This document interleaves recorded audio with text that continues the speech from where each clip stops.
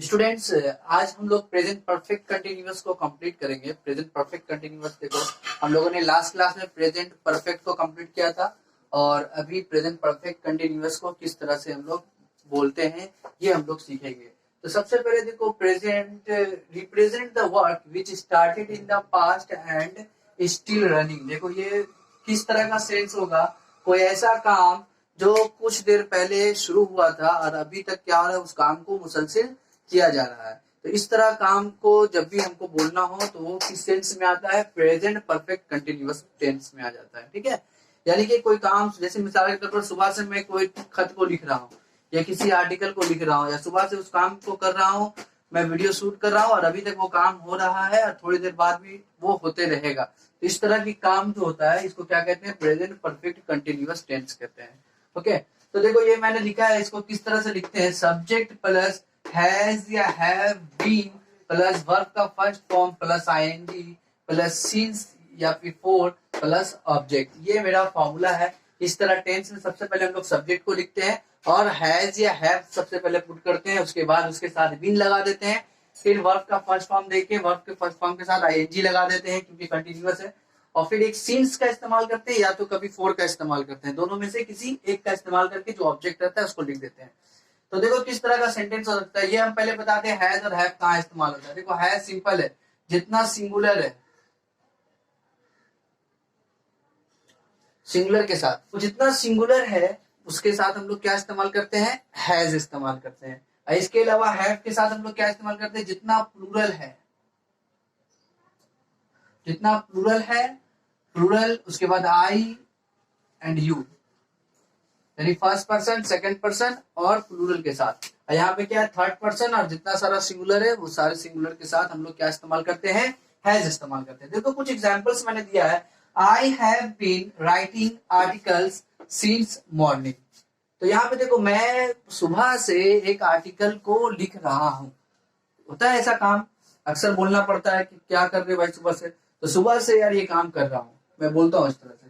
तो उसको देखो किस तरह लिखते हैं, सबसे पहले लिखेंगे सब्जेक्ट यानी आई, मैं लिख रहा हूँ, आई हैव बीन राइटिंग, फट से यूज करेंगे आई हैव बीन राइटिंग, क्या लिख रहे हैं, आर्टिकल्स सिंस, यहाँ पे सिंस लगाया क्योंकि मॉर्निंग था। ठीक है, I have been writing article since morning.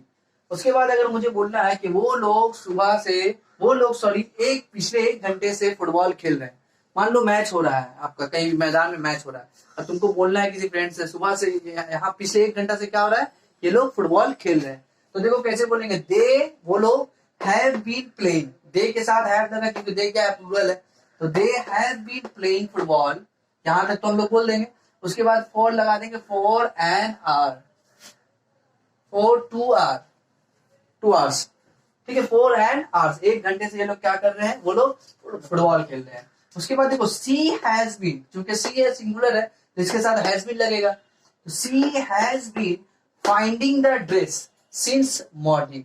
एक होता है ना, कभी कभी सुबह से आदमी एक सामान को खोज रहा है, मतलब कभी कभी होता है कोई ड्रेस हुआ, हम रखे हैं जाएंगे और ड्रेस अचानक कहीं एकदम जिस वक्त जरूर ऐसी दिन पर दिखाई देगा ड्रेस घूम रहा है इधर उधर, लेकिन जैसे सुबह जिस वक्त जरूरत रहेगा उससे क्या हो जाएगा, हम लोग उसको 1 घंटा से 2 घंटा से सुबह से खोज रहे, बताओ कितना परेशान है, बाप रे बाप।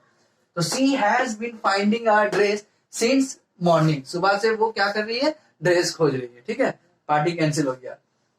यहाँ पे मैंने दिया, आप लोग बच्चे गौर किए होंगे, कहीं पे मैं सिंस यूज कर रहा हूँ, कहीं पे मैं फॉर यूज कर रहा हूँ, कहीं फिर सिंस यूज कर ले रहा हूँ, कहीं पे फॉर यूज करना है। तो कहाँ सिंस यूज करना है, कहाँ पे फॉर यूज करना है, उसका एक छोटा सा मैंने नोट्स बनाया है। देखो फॉर कहाँ है, फॉर के बारे में बता रहा है, talk about a period of time, एक पीरियड ऑफ टाइम के बारे में बताएगा, लगेगा कि हाँ इतने देर से इतने देर तक वो चीज हुआ है, एक टाइम मेंशनिंग रहेगा, जैसे एग्जांपल 3 आवर्स, 2 मंथ्स, 1 डिजिट।